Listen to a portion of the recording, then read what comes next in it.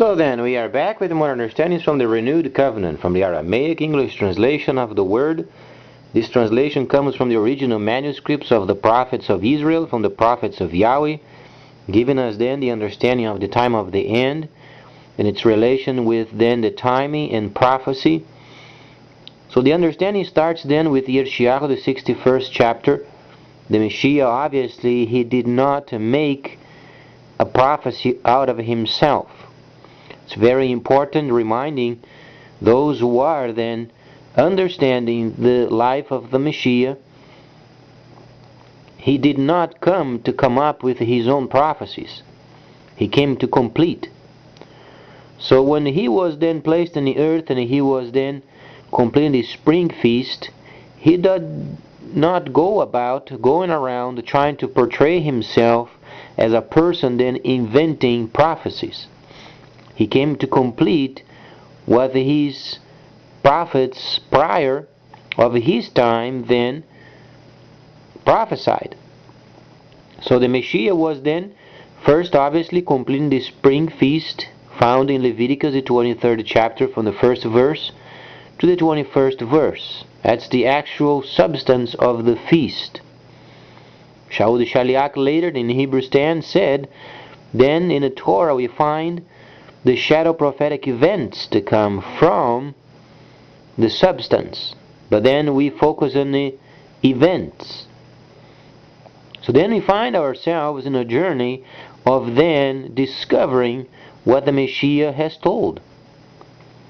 Very important, because then we are not comparing ourselves with anybody else, with the scripture, but we are simply then understanding what the Messiah was given us as time and prophecy as they come.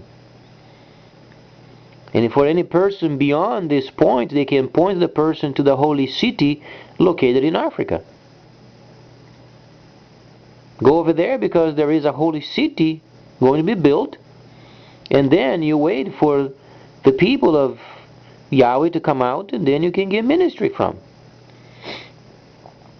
So then prior of this time, then our task is finding out the proper way of understanding the scripture so then people can be enlightened. And granted, there are so many thousands of people very discontented with this church establishment, because it's a fraud anyway. But then they have a chance of understanding properly. And they sometimes find they can be great scholars in the very area where they thought they would never be part of anymore. And great news, you are not compared with the scripture. Not even as much as 0.5%. So then these days where we find ourselves encountering Revelation, the 8th chapter, we begin then our quest with the greatest trade country in the world, China. What is it going to come out of China? Since they are so far away and we owe them a lot, and then our industry is recuperating itself, and we already understand we can compete with Chinese bulk products.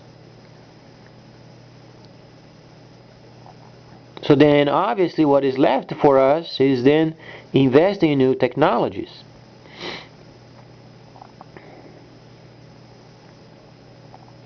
As the world is in trouble, as we understand from the Eurozone is breaking, it won't last for very long. Middle East is at war. In China, a huge market is then going to be globalized. So what is our part in playing this whole holy plan? Because our main reference in Revelation, the 8th chapter, is stating in the third part of the ships. And we find those in Asia, obviously.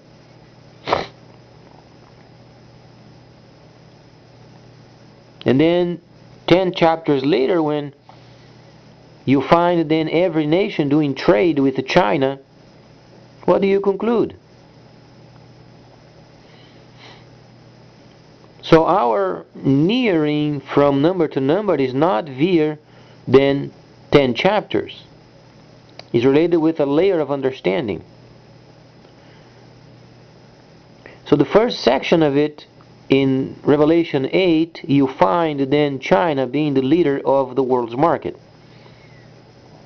Then you have to link up with the time of restoration, because Yahweh has then guarded this particular nation for building materials.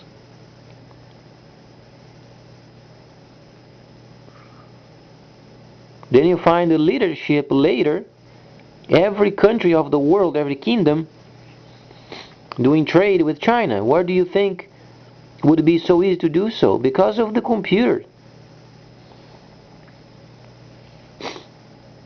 The computers these days, they are so advanced, and the new Chinese system incorporating the stock market, investment, and whatsoever we have understanding of finance, they're going to be combined, and then this computerized system is going to be around the planet. This is what makes China the leader of the world's market. We, for instance, in our country, we have a very archaic way of doing economics and trade, because yet we are separated by many kinds of categories of people. When a country is a socialist, they tend to have this as a flat, because socialist parties, they are always very secretive, and they find the best, most important way of doing trade. And China is the leader. Then Daniel stated, knowledge would increase at the end, and people would go to and fro. He speaks of confusion, but then prior of Mechityahu, the 24th chapter in 6th and 7th verses, then you find Yoshiahu, the time of restoration. So then you find organization from A through Z as you observe then the prophecies in very front of your very eyes. And you are not forced in any way to be part of other than understanding what they are.